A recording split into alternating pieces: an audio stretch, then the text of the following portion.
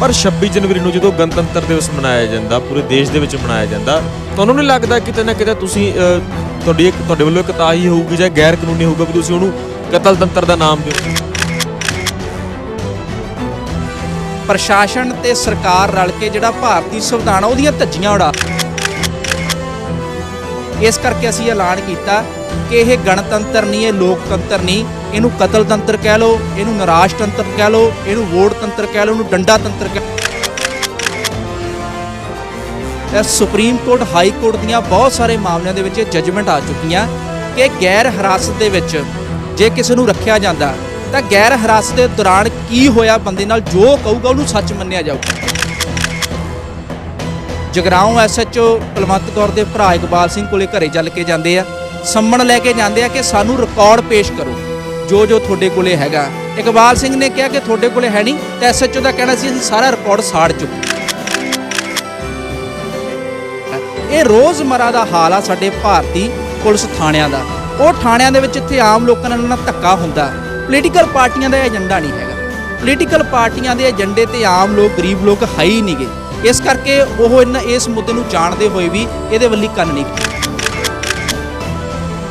ਅੰਕੜੇ ਕਹਿੰਦੇ ਆ ਕਿ ਕੱਲਾ ਮਹਾਮਾਰੀ ਦੇ ਦੌਰਾਨ ਪਿਛਲੇ 2 ਸਾਲਾਂ ਦੇ ਵਿੱਚ ਭਾਰਤ ਦੇ 10 ਜਿਹੜੇ ਧਨ ਕੁਬੇਰ ਆ ਉਹਨਾਂ ਦੀ ਆਮਦਨ ਦੁੱਗਣੀ ਵਧੀ ਹੈ। ਰੋਜ਼ਾਨਾ ਉਹਨਾਂ ਦੀ ਆਮਦਨ ਦੇ ਵਿੱਚ 9000 ਕਰੋੜ ਰੁਪਏ ਦਾ ਵਾਧਾ ਹੋਇਆ। ਦੁਨੀਆ ਦੇਖ ਰਹੇ ਸਾਰੇ ਦਰਸ਼ਕਾਂ ਦਾ ਸਵਾਗਤ ਹੈ, ਮੈਂ ਸਾਹਿਲ। 26 ਜਨਵਰੀ 1950 ਨੂੰ ਦੇਸ਼ ਦੇ ਵਿੱਚ ਸੰਵਿਧਾਨ ਲਾਗੂ ਹੁੰਦਾ ਤਾਂ ਹਰ ਸਾਲ 26 ਜਨਵਰੀ ਨੂੰ ਗਣਤੰਤਰ ਦਿਵਸ ਮਨਾਇਆ ਜਾਂਦਾ, ਰਿਪਬਲਿਕ ਡੇ। ਦਿੱਲੀ ਦੇ ਰਾਜਪਥ ਤੋਂ ਲੈ ਕੇ ਸਾਰੇ ਸੂਬਿਆਂ ਦੇ ਸਾਰੇ ਜ਼ਿਲ੍ਹਿਆਂ ਵਿੱਚ ਇਹ ਬੜੇ ਜੋਸ਼ੋ ਖਰੋਸ਼ ਨਾਲ ਮਨਾਇਆ ਜਾਂਦਾ। ਪਰ ਪੰਜਾਬ ਦੇ ਜਗਰਾਉਂ ਸ਼ਹਿਰ ਦੇ ਵਿੱਚ ਇਸ ਵਾਰ ਗਣਤੰਤਰ ਦਿਵਸ ਨਹੀਂ, ਜਥੇਬੰਦੀਆਂ ਵੱਲੋਂ ਐਲਾਨ ਕੀਤਾ ਗਿਆ ਕਿ ਕਤਲ ਤੰਤਰ ਦਿਵਸ ਮਨਾਇਆ ਜਾਵੇਗਾ। ਅਸੀਂ ਪਿਛਲੇ ਦਿਨੀ ਵੀ ਇਹ ਰਿਪੋਰਟ ਤੁਹਾਡੇ ਤੱਕ ਪਹੁੰਚਾਉਂਦੇ ਰਹੇ ਹਾਂ। ਜੋ ਜਗਰਾਉਂ ਸ਼ਹਿਰ ਵਿੱਚ ਇਸ ਵਕਤ ਮਾਮਲਾ ਬਹੁਤ ਭਖਿਆ ਹੋਇਆ, ਬਹੁਤ ਚਰਚਾ ਦਾ ਵਿਸ਼ਾ ਬਣਿਆ ਹੋਇਆ। ਇੱਕ ਨਾਬਾਲਗ ਬੱਚੀ ਕੁਲਵੰਤ ਕੌਰ, ਉਸ ਦਾ ਨਜਾਇਜ਼ ਪੁਲਿਸ ਹਿਰਾਸਤ ਵਿੱਚ ਉਸ ਨਾਲ ਟੌਰਚਰ ਕੀਤਾ ਜਾਂਦਾ ਤੇ ਉਹ 15 ਸਾਲਾਂ ਬਾਅਦ ਉਸ ਦੀ ਡੈਥ ਹੁੰਦੀ ਆ। ਇਸ ਮਸਲੇ ਨੂੰ ਜਥੇਬੰਦੀਆਂ ਲੜ ਰਹੀਆਂ ਨੇ ਤੇ ਉਹਨਾਂ ਨੇ ਫੈਸਲਾ ਕੀਤਾ ਕਿ ਇਸ ਵਾਰ ਗਣਤੰਤਰ ਦਿਵਸ ਨਹੀਂ, ਕਤਲ ਤੰਤਰ ਦਿਵਸ ਮਨਾਇਆ ਜਾਵੇਗਾ। ਸਾਡੇ ਨਾਲ ਨੌਜਵਾਨ ਭਾਰਤ ਸਭਾ ਦੇ ਆਗੂ ਕਰਮਜੀਤ ਮਾਣੂਕੇ ਉਹਨਾਂ ਨਾਲ ਗੱਲਬਾਤ ਕਰਾਂਗੇ। ਬਾਈ ਜੀ, ਤੁਸੀਂ ਇਹ ਫੈਸਲਾ ਕਿਉਂ ਲਿਆ ਕਿ ਤੁਸੀਂ ਇਸ ਵਾਰ ਗਣਤੰਤਰ ਦਿਵਸ ਨਹੀਂ, ਕਤਲ ਦਿਵਸ ਮਨਾ ਰਹੇ ਹੋ 26 ਜਨਵਰੀ ਨੂੰ? 26 ਜਨਵਰੀ 1950 ਨੂੰ ਭਾਰਤੀ ਸੰਵਿਧਾਨ ਲਾਗੂ ਕੀਤਾ ਗਿਆ ਸੀਗਾ ਤੇ ਭਾਰਤੀ ਸੰਵਿਧਾਨ ਇਹ ਕਹਿੰਦਾ ਕਿ ਜਿਹੜਾ ਕਾਨੂੰਨ ਆ ਭਾਰਤ ਦਾ ਉਹ ਸੰਵਿਧਾਨ ਦੇ ਅੰਡਰ ਆ। ਤੇ ਜੇ ਕੋਈ ਜਿਸ ਤਰ੍ਹਾਂ ਜਗਰਾਉਂ ਦੇ ਵਿੱਚ ਕੁਲਵੰਤ ਕੌਰ ਨੂੰ ਕਰੰਟ ਲਾ ਕੇ ਡੀਐਸਪੀ ਨੇ ਮਾਰਿਆ, ਇਸ ਤਰ੍ਹਾਂ ਦੀਆਂ ਘਟਨਾਵਾਂ ਦੇ ਵਿੱਚ ਕਾਨੂੰਨ ਦਾ ਇਹ ਕਹਿਣਾ ਕਿ ਜਿਹੜੀ ਐਫਆਈਆਰ ਆ ਤੁਰੰਤ ਦਰਜ ਹੋਵੇ। ਸਰਕਾਰ ਪ੍ਰਸ਼ਾਸਨ ਨੇ 15 ਸਾਲ ਐਫਆਈਆਰ ਦਰਜ ਕਰਨ ਚ ਲਾਏ। ਅਸੀਂ ਮਹੀਨਾ ਹੋ ਗਿਆ ਲੜਦਿਆਂ ਨੂੰ। ਐਫਆਈਆਰ ਦਰਜ ਕਰਨ ਤੋਂ ਬਾਅਦ ਪੁਲਿਸ ਡੀਐਸਪੀ ਗੁਰਿੰਦਰ ਬਲ ਸਮੇਤ ਬਾਕੀ ਦੋਸ਼ੀਆਂ ਨੂੰ ਗ੍ਰਿਫਤਾਰ ਨਹੀਂ ਕਰ ਰਹੀ। ਪ੍ਰਸ਼ਾਸਨ ਤੇ ਸਰਕਾਰ ਰਲ ਕੇ ਜਿਹੜਾ ਭਾਰਤੀ ਸੰਵਿਧਾਨ ਆ ਉਹਦੀਆਂ ਧੱਜੀਆਂ ਉਡਾ ਰਹੀ ਆ। ਤੇ 26 ਜਨਵਰੀ ਉਹ ਦਿਨ ਆ ਜਿੱਦਣ ਭਾਰਤੀ ਸੰਵਿਧਾਨ ਲਾਗੂ ਕੀਤਾ ਗਿਆ ਸੀ। ਇਸ ਕਰਕੇ ਲੋਕਾਂ ਨੂੰ ਸ਼ੀਸ਼ਾ ਦਿਖਾਉਣ ਵਾਸਤੇ ਕਿ ਸਿਰਫ ਤੇ ਸਿਰਫ ਜਿਹੜਾ ਸੰਵਿਧਾਨ ਆ ਇਹ ਕਹਿਣ ਦੀਆਂ ਗੱਲਾਂ ਹੀ ਆ। ਜੋ ਸੰਵਿਧਾਨ ਮੰਗ ਕਰਦਾ ਉਹ ਸਰਕਾਰ ਪ੍ਰਸ਼ਾਸਨ ਉਹਦੇ ਅਨੁਸਾਰ ਚੱਲਣ ਦੀ ਬਜਾਏ ਸ਼ਰੇਆਮ ਕਾਨੂੰਨ ਤੇ ਸੰਵਿਧਾਨ ਦੀਆਂ ਧੱਜੀਆਂ ਉਡਾ ਰਹੀ ਆ। ਇਸ ਕਰਕੇ ਅਸੀਂ ਐਲਾਨ ਕੀਤਾ ਕਿ ਇਹ ਗਣਤੰਤਰ ਨਹੀਂ, ਇਹ ਲੋਕਤੰਤਰ ਨਹੀਂ, ਇਹਨੂੰ ਕਤਲ ਤੰਤਰ ਕਹਿ ਲਓ, ਇਹਨੂੰ ਨਿਰਾਸ਼ ਤੰਤਰ ਕਹਿ ਲਓ, ਇਹਨੂੰ ਵੋਟ ਤੰਤਰ ਕਹਿ ਲਓ, ਇਹਨੂੰ ਡੰਡਾ ਤੰਤਰ ਕਹਿ ਲਓ, ਜੋ ਮਰਜ਼ੀ ਕਹਿ ਲਓ। ਇਹ ਗਣਤੰਤਰ ਲੋਕਤੰਤਰ ਬਿਲਕੁਲ ਨਹੀਂ ਹੈਗਾ। ਇਸ ਕਰਕੇ ਅਸੀਂ 26 ਜਨਵਰੀ ਨੂੰ ਕਤਲ ਤੰਤਰ ਦੇ ਤੌਰ ਤੇ ਜਿਹੜਾ ਉਹ ਮਨਾਉਣ ਜਾ ਰਹੇ ਹਾਂ। ਪਰ ਪਿਛਲੇ ਦਿਨੀ ਆਈਜੀ ਲੁਧਿਆਣਾ ਰੇਂਜ ਵੱਲੋਂ ਇੱਕ ਚਿੱਠੀ ਜਿਹੜੀ ਬਾਏ ਹੈਂਡ, ਤੁਸੀਂ ਖੁਦ ਜਥੇਬੰਦੀਆਂ ਦੇ ਆਗੂ ਖੁਦ ਐਸਐਸਪੀ ਲੁਧਿਆਣਾ ਦਿਹਾਤੀ ਨੂੰ ਉਹ ਬਾਏ ਹੈਂਡ ਦੇ ਕੇ ਆਏ ਹੋ, ਜਿਹਦੇ ਵਿੱਚ ਇਹ ਲਿਖਿਆ ਗਿਆ ਸੀ ਕਿ ਡੀਐਸਪੀ ਗੁਰਿੰਦਰ ਬਲ ਜਿਹੜੇ ਕਿ ਇਹਦੇ ਮੁੱਖ ਦੋਸ਼ੀ ਕਹੇ ਜਾ ਰਹੇ ਆ, ਉਹਨਾਂ ਨੂੰ ਅਰੈਸਟ ਕੀਤਾ ਜਾਣਾ ਚਾਹੀਦਾ। ਕੀ ਉਸ ਚਿੱਠੀ ਤੇ ਕੋਈ ਕਾਰਵਾਈ ਨਹੀਂ ਹੋਈ? ਉਹਨਾਂ ਦੀ ਅਰੈਸਟ ਨਹੀਂ ਹੋਈ? ਉਹਨਾਂ ਦੀ ਅਰੈਸਟ ਨਹੀਂ ਹੋਏਗੀ। ਅਸਲ 'ਚ ਪ੍ਰਸ਼ਾਸਨ ਕੀ ਕਰ ਰਿਹਾ, ਉਹ ਇਸ ਤਰ੍ਹਾਂ ਦੇ ਬਹੁਤ ਸਾਰੇ ਪੱਤਰ ਜਾਰੀ ਹੋ ਚੁੱਕਿਆ ਤੇ ਉਹਨਾਂ ਨੂੰ ਦਰਕਨਾਰ ਕਰਦਾ ਆ ਰਿਹਾ ਪਿਛਲੇ 15 ਸਾਲਾਂ ਤੋਂ। ਹੁਣ ਇਹਨਾਂ ਦਾ ਕੋਸ਼ਿਸ਼ ਕੀ ਆ ਕਿ ਜਿਹੜੀ ਐਫਆਈਆਰ ਕਰ ਬੈਠੀ ਪੁਲਿਸ, ਉਹਨੂੰ ਇਸੇ ਤਰ੍ਹਾਂ ਹੀ ਕਹਾਂਗੇ ਵੀ ਗਲਤੀ ਕਰ ਬੈਠੀ ਪੁਲਿਸ, ਜਿਹੜਾ ਸਾਨੂੰ ਲੱਗ ਰਿਹਾ, ਤੇ ਹੁਣ ਪੁਲਿਸ ਦੀ ਪੂਰੀ ਕੋਸ਼ਿਸ਼ ਆ ਕਿ ਉਹਨੂੰ ਰੱਦ ਕਰ ਦਿੱਤਾ ਜਾਵੇ। ਅਸੀਂ ਆਈਜੀ ਲੁਧਿਆਣਾ ਨੂੰ ਮਿਲੇ, ਉਹਨਾਂ ਦਾ ਵੀ ਇਹ ਕਹਿਣਾ ਸੀ ਐਫਆਈਆਰ ਤਾਂ ਰੱਦ ਵੀ ਹੋ ਜਾਂਦੀ ਹੁੰਦੀ ਆ। ਇੱਥੇ ਇੱਕ ਐਸਐਸਪੀ ਸੋਲ ਰਹਿ ਕੇ ਗਏ, ਅੱਜ ਕੱਲ੍ਹ ਮੋਗੇ ਆ ਉਹ। ਅਸੀਂ ਕਿਸੇ ਮਾਮਲੇ 'ਚ ਉਹਨਾਂ ਨੂੰ ਮੋਗੇ ਮਿਲਣ ਗਏ ਕੱਲ੍ਹ ਪਰਸੋਂ, ਤਾਂ ਉਦੋਂ ਵੀ ਉਹਨਾਂ ਦਾ ਵੀ ਇਹੀ ਕਹਿਣਾ ਸੀ ਕਿ FIR ਕਿੱਡੀ ਕੀ ਗੱਲ ਹੈ, FIR ਤਾਂ ਇਸੇ ਮਾਮਲੇ ਦੀ ਗੱਲ ਵੀ FIR ਤਾਂ ਰੱਦ ਵੀ ਹੋ ਜਾਂਦੀ ਹੁੰਦੀ ਹੈ। ਪੁਲਿਸ ਦੀ ਕੋਸ਼ਿਸ਼ ਕੀ ਆ, ਪੁਲਿਸ ਦੀ ਕੋਸ਼ਿਸ਼ ਇਹ ਆ ਕਿ ਮੈਡੀਕਲ ਨੂੰ ਆਧਾਰ ਬਣਾ ਕੇ ਜਿਹੜਾ ਤਫਤੀਸ਼ ਦੇ ਨਾਂ ਤੇ ਉਹ ਕੋਸ਼ਿਸ਼ ਕਰ ਰਹੀ ਹੈ ਕਿ ਕੁਲਵੰਤ ਕੌਰ ਕਰੰਟ ਨਾਲ ਨਹੀਂ ਮਰੀਗੀ, ਉਹ ਆਪਦੀ ਕੁਦਰਤੀ ਮੌਤ ਮਰੀ ਆ। ਪਰ ਅਸੀਂ ਉਹ 'ਚ ਇਹ ਕਹਿਣਾ ਚਾਹੁੰਦੇ ਹਾਂ ਕਿ ਸੁਪਰੀਮ ਕੋਰਟ, ਹਾਈ ਕੋਰਟ ਦੀਆਂ ਬਹੁਤ ਸਾਰੇ ਮਾਮਲਿਆਂ ਦੇ ਵਿੱਚ ਜੱਜਮੈਂਟ ਆ ਚੁੱਕੀਆਂ ਕਿ ਗੈਰ ਹਿਰਾਸਤ ਦੇ ਵਿੱਚ ਜੇ ਕਿਸੇ ਨੂੰ ਰੱਖਿਆ ਜਾਂਦਾ ਤਾਂ ਗੈਰ ਹਿਰਾਸਤ ਦੇ ਦੌਰਾਨ ਕੀ ਹੋਇਆ ਬੰਦੇ ਨਾਲ, ਜੋ ਕਹੂਗਾ ਉਹਨੂੰ ਸੱਚ ਮੰਨਿਆ ਜਾਊਗਾ। ਉਹ ਕਹਿੰਦਾ ਬਲਾਤਕਾਰ ਹੋਇਆ, ਕੁੱਟਮਾਰ ਹੋਈ, ਤਾਂ ਇਹਨੂੰ ਜਿਹੜੀ ਸਰਕਾਰ ਆ, ਪ੍ਰਸ਼ਾਸਨ ਆ, ਉਹ ਸੱਚ ਮੰਨੂਗੀ। ਤੇ ਇੱਥੇ ਕੁਲਵੰਤ ਕੌਰ ਦੀ 2005 ਦੀ ਗੈਰ ਹਿਰਾਸਤ ਸਾਬਤ ਹੋ ਚੁੱਕੀ ਆ। SC/ST ਕਮਿਸ਼ਨ ਇਹ ਤੇ ਇਨਕੁਆਇਰੀ ਕਰਕੇ ਇਹ ਕਹਿ ਚੁੱਕਾ ਕਿ ਵਾਕਈ ਗੈਰ ਹਿਰਾਸਤ ਦੇ ਵਿੱਚ ਰੱਖਿਆ ਗਿਆ। ਤਾਂ ਬਾਕੀ ਮੈਡੀਕਲ ਦੀ ਕੋਈ ਤੁਕ ਨਹੀਂ ਬਣਦੀਗੀ, ਪਰ ਪ੍ਰਸ਼ਾਸਨ ਦੀ ਕੋਸ਼ਿਸ਼ ਕੀ ਹੈ ਕਿ ਮੈਡੀਕਲ ਆਧਾਰ ਤੇ ਪਰਚਾ ਜਿਹੜਾ ਹੈਗਾ ਉਹ ਰੱਦ ਕੀਤਾ ਜਾਵੇ। ਦੂਸਰਾ, ਪਿਛਲੇ ਦਿਨੀ ਸਾਡੇ ਸੰਘਰਸ਼ ਦੇ ਦਬਾਅ ਕਰਕੇ ਜਗਰਾਉਂ SHO ਕੁਲਵੰਤ ਕੌਰ ਦੇ ਭਰਾ ਇਕਬਾਲ ਸਿੰਘ ਕੋਲੇ ਘਰੇ ਚੱਲ ਕੇ ਜਾਂਦੇ ਆ, ਸੰਮਣ ਲੈ ਕੇ ਜਾਂਦੇ ਆ ਕਿ ਸਾਨੂੰ ਰਿਕਾਰਡ ਪੇਸ਼ ਕਰੋ ਜੋ ਤੁਹਾਡੇ ਕੋਲੇ ਹੈਗਾ। ਇਕਬਾਲ ਸਿੰਘ ਨੇ ਕਿਹਾ ਕਿ ਤੁਹਾਡੇ ਕੋਲੇ ਹੈ ਨਹੀਂ, ਤਾਂ SHO ਦਾ ਕਹਿਣਾ ਸੀ ਅਸੀਂ ਸਾਰਾ ਰਿਕਾਰਡ ਸਾੜ ਚੁੱਕੇ ਹਾਂ।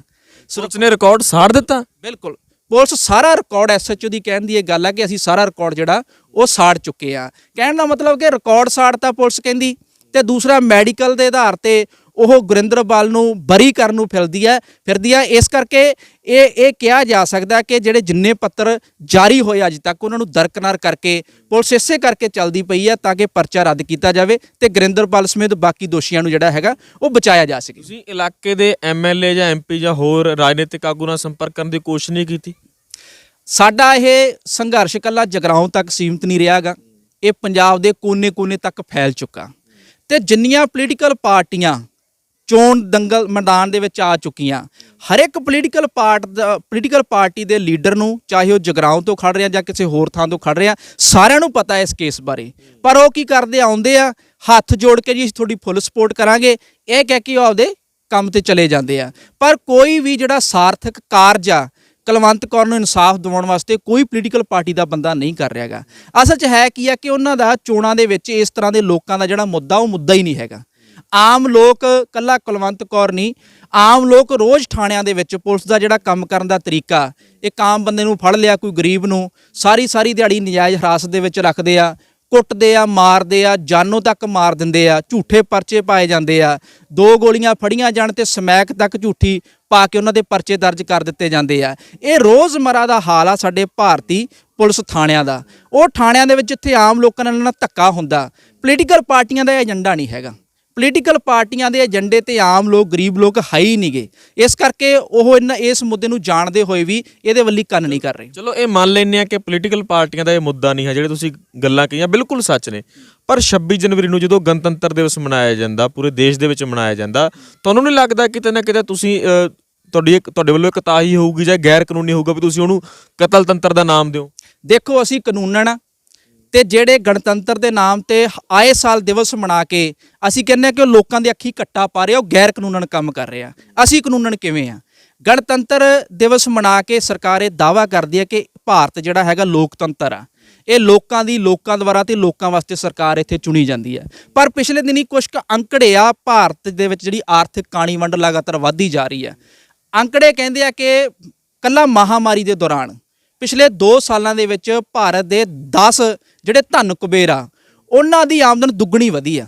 ਰੋਜ਼ਾਨਾ ਉਹਨਾਂ ਦੀ ਆਮਦਨ ਦੇ ਵਿੱਚ 9000 ਕਰੋੜ ਰੁਪਏ ਦਾ ਵਾਧਾ ਹੋਇਆ। ਤੇ ਦੂਸਰੇ ਪਾਸੇ ਜਿਹੜੇ 99% ਲੋਕ ਆ ਭਾਰਤ ਦੇ, ਉਹਨਾਂ ਦੀ ਆਮਦਨ ਘਟੀ ਆ। 16 ਕਰੋੜ ਲੋਕ ਗੁਰਬਤ ਦੀ ਦੁਨੀਆ ਦੇ ਵਿੱਚ ਚਲੇ ਗਏ ਆ। ਤੇ ਇੱਕ ਸਰਵੇਖਣ ਆ ਜਿਹਦੇ ਵਿੱਚ ਇਹ ਕਿਹਾ ਗਿਆ ਕਿ ਜੇ 10 ਧਨ ਕੁਬੇਰਾਂ ਦੀ ਆਮਦਨ ਦੇ ਉੱਤੇ 1% ਟੈਕਸ ਲਾ ਦਿੱਤਾ ਜਾਵੇ ਤਾਂ ਭਾਰਤ ਦੇ ਵਿੱਚ 17.7 ਲੱਖ ਜਿਹੜੇ ਗੈਸ ਸਿਲੰਡਰ ਆ ਉਹ ਬੰਦਿਆਂ ਨੂੰ ਦਿੱਤੇ ਜਾ ਸਕਦੇ ਆ। 25 ਸਾਲ ਤੱਕ ਕੱਲਾ 10 ਧਨ ਕੁਬੇਰਾਂ ਦੀ ਆਮਦਨ ਦੇ ਸਿਰ ਤੇ 25 ਸਾਲ ਤੱਕ ਉੱਚ ਪੱਧਰੀ ਜਿਹੜੀ ਸਿੱਖਿਆ ਹੈਗੀ ਆ ਭਾਰਤ ਦੇ ਕੱਲੇ ਬੱਚੇ ਨੂੰ ਦਿੱਤੀ ਜਾ ਸਕਦੀ ਆ। ਇੱਕ ਪਾਸੇ ਮੁੱਠੀ ਭਰ 10 ਧਨ ਕੁਬੇਰ ਉਹਨਾਂ ਦੀ ਆਮਦਨ ਛੜੱਪੇ ਮਾਰ ਕੇ ਵੱਧ ਰਹੀ ਆ ਤੇ ਦੂਸਰੇ ਪਾਸੇ ਜਿਹੜੇ ਆਮ ਲੋਕ ਆ ਭਾਰਤ ਦੇ, ਉਹਨਾਂ ਦੀ ਆਮਦਨ ਘਟਦੀ ਜਾ ਰਹੀ ਆ। ਐਡੀ ਵੱਡੀ ਆਰਥਿਕ ਕਾਣੀ ਵੰਡ ਨੂੰ ਦੇਖਦੇ ਹੋਏ ਇਹ ਕਦੇ ਵੀ ਨਹੀਂ ਕਿਹਾ ਜਾ ਸਕਦਾ ਕਿ ਇਹ ਲੋਕਤੰਤਰ ਆ। ਇਹਨੂੰ ਤੁਸੀਂ ਕਾਰਪੋਰੇਟ ਤੰਤਰ ਕਹਿ ਲਓ, ਇਹਨੂੰ ਤੁਸੀਂ ਅਬਾਨੀ ਤੰਤਰ ਕਹਿ ਲਓ, ਅਡਾਨੀ ਤੰਤਰ ਕਹਿ ਲਓ। ਇਸ ਕਰਕੇ ਅਸੀਂ ਇਹ 26 ਜਨਵਰੀ ਦਾ ਜਿਹੜਾ ਹੈਗਾ ਉਹ ਦਿਨ ਉਹ ਰੱਖਿਆ। ਦੂਸਰੀ ਗੱਲ, ਭਾਰਤੀ ਸੰਵਿਧਾਨ ਇਹ ਕਹਿੰਦਾ ਕਿ ਕੋਈ ਵੀ ਬੰਦਾ ਜਿਹੜਾ ਭਾਰਤ ਦਾ ਨਾਗਰਿਕ ਆ ਉਹ ਕਿਸੇ ਵੀ ਵਿਚਾਰਧਾਰਾ ਨੂੰ ਮੰਨਣ ਵਾਲਾ ਹੋ ਸਕਦਾ। ਕੋਈ ਗਾਂਧੀਵਾਦੀ ਹੋ ਸਕਦਾ, ਕੋਈ ਮਾਓਵਾਦੀ ਹੋ ਸਕਦਾ, ਕਿਸੇ ਵੀ ਵਿਚਾਰਧਾਰਾ ਨੂੰ ਮੰਨਣ ਵਾਲਾ ਹੋ ਸਕਦਾ। ਪਰ ਇਸ ਸਾਲ ਜਦੋਂ ਹੁਣ 26 ਜਨਵਰੀ ਨੂੰ ਭਾਰਤ ਸਰਕਾਰ ਵੱਡਾ ਦਿਵਸ ਮਨਾਉਣ ਜਾ ਰਹੀ ਆ, ਉਹ ਸਮੇਂ ਦੇ ਦੌਰਾਨ ਹੀ ਜਿਹੜੀ ਭਾਰਤ ਦੀ ਤਿਹਾੜ ਜੇਲ੍ਹ ਆ ਉਹਦੇ ਅੰਡਾ ਸੈੱਲ ਦੇ ਵਿੱਚ ਗੌਤਮ ਨਵਲੱਖਾ ਵਰਗੇ ਜਿਹੜੇ ਬੁੱਧੀਜੀਵੀ ਆ, ਰੌਸ਼ਨ ਦਿਮਾਗ ਸਮਾਜਿਕ ਕਾਰਕੁਨਾਂ ਨੂੰ ਤਾੜ ਕੇ ਰੱਖਿਆ ਹੋਇਆ। ਵਰਵਰਾ ਰਾਓ ਵਰਗੇ ਕਵੀ ਜਿਹੜੇ ਆ ਮਰਨ ਕੰਡੇ ਆ, ਤੇ ਪ੍ਰੋਫੈਸਰ ਜੀਐਨ ਸਾਈਂ ਬਾਬਾ ਵਰਗੇ ਜਿਨ੍ਹਾਂ ਨੂੰ ਕਰੋਨਾ ਤੱਕ ਹੋ ਗਿਆ, ਉਹਨਾਂ ਦਾ ਕੋਈ ਜੁਰਮ ਵੀ ਨਹੀਂ ਹੈਗਾ। ਸਿਰਫ ਉਹਨਾਂ ਦੀ ਕੁਤਾਹੀ ਇਹ ਆ ਕਿ ਉਹਨਾਂ ਨੇ ਇੱਕ ਉਹ ਵਿਚਾਰਧਾਰਾ ਦਾ ਲੜ ਫੜਿਆ ਜਿਹੜੀ ਵਿਚਾਰਧਾਰਾ ਭਾਰਤ ਦੇ ਵਿੱਚੋਂ ਕਾਣੀ ਵੰਡ, ਸਮਾਜਿਕ ਦਾਬਾ ਤੇ ਇੱਥੇ ਜਿਹੜੀ ਸਿਆਸੀ ਬਰਾਬਰੀ ਆ ਉਹ ਲਿਆਉਣਾ ਚਾਹੁੰਦੀ ਆ। ਤੇ 26 ਜਨਵਰੀ ਨੂੰ ਜਦੋਂ ਉਹਨਾਂ ਲੋਕਾਂ ਦੇ ਉਹਨਾਂ ਨੂੰ ਜੇਲ੍ਹਾਂ 'ਚ ਤਾੜ ਕੇ ਸਰਕਾਰ ਝੂਠੇ ਜਿਹੜਾ ਲੋਕਤੰਤਰ ਦਾ ਦਾਅਵਾ ਕਰੂਗੀ, ਇਸ ਕਰਕੇ ਅਸੀਂ 26 ਜਨਵਰੀ ਦਾ ਦਿਨ ਰੱਖਿਆ ਕਿ ਸਾਡੀ ਇਹ ਨੈਤਿਕ ਜ਼ਿੰਮੇਵਾਰੀ ਬਣਦੀ ਆ। ਭਾਰਤ ਦੇ ਨਾਗਰਿਕ ਹੋਣ ਵਜੋਂ ਭਾਰਤੀ ਸੰਵਿਧਾਨ ਸਾਡੇ ਤੇ ਜ਼ਿੰਮੇਵਾਰੀ ਪਾਉਂਦਾ ਕਿ ਸਰਕਾਰ ਜਿਹੜਾ ਲੋਕਾਂ ਨੂੰ ਝੂਠ ਮਾਰਦੀ ਹੈ 26 ਜਨਵਰੀ ਨੂੰ, ਉਹਦਾ ਪਰਦਾਫਾਸ਼ ਕਰੀਏ ਤੇ ਜੋ ਸ਼ੀਸ਼ਾ ਭਾਰਤੀ ਸਮਾਜ ਦਾ, ਸਰਕਾਰ ਦਾ, ਉਹ ਲੋਕਾਂ ਸਾਹਮਣੇ ਲਾਈਏ। ਇਸ ਕਰਕੇ ਅਸੀਂ 26 ਜਨਵਰੀ ਦਾ ਇਹ ਦਿਨ ਰੱਖਿਆ ਹੋਇਆ। ਬਹੁਤ ਬਹੁਤ ਧੰਨਵਾਦ ਜੀ। ਸੋ ਇਹ ਸਨ ਨੌਜਵਾਨ ਆਗੂ ਕਰਮਜੀਤ ਮਾਣੂਕੇ। 26 ਜਨਵਰੀ ਨੂੰ ਇਹਨਾਂ ਨੇ ਐਲਾਨ ਕੀਤਾ ਕਿ ਕਤਲਤੰਤਰ ਦਿਵਸ ਮਨਾਇਆ ਜਾਵੇਗਾ ਜਗਰਾਉਂ ਸ਼ਹਿਰ ਦੇ ਵਿੱਚ। ਔਰ ਜਿਹੜਾ ਮਾਮਲਾ ਨਾਬਾਲਗ ਬੱਚੀ ਕੁਲਵੰਤ ਕੌਰ ਨੂੰ ਨਜਾਇਜ਼ ਹਿਰਾਸਤ ਵਿੱਚ ਰੱਖ ਕੇ ਔਰ ਉਸ ਤੋਂ ਬਾਅਦ ਟੌਰਚਰ ਕੀਤਾ, ਉਸ ਤੋਂ ਬਾਅਦ 15 ਸਾਲਾਂ ਬਾਅਦ ਉਸ ਦੀ ਡੈਥ ਹੋ ਜਾਂਦੀ ਆ, ਉਸ ਲਈ ਇਨਸਾਫ ਲੈਣ ਲਈ ਇਹ ਦਿਨ ਉਹ ਮਨਾਇਆ ਜਾਵੇਗਾ। ਸੋ ਹੋਰ ਅਪਡੇਟ ਨਾਲ ਵੀ ਤੁਹਾਡੇ ਨਾਲ ਜੁੜਦੇ ਰਹਾਂਗੇ। ਦੇਖਦੇ ਰਹੋ ਦੁਨੀਆ। ਧੰਨਵਾਦ।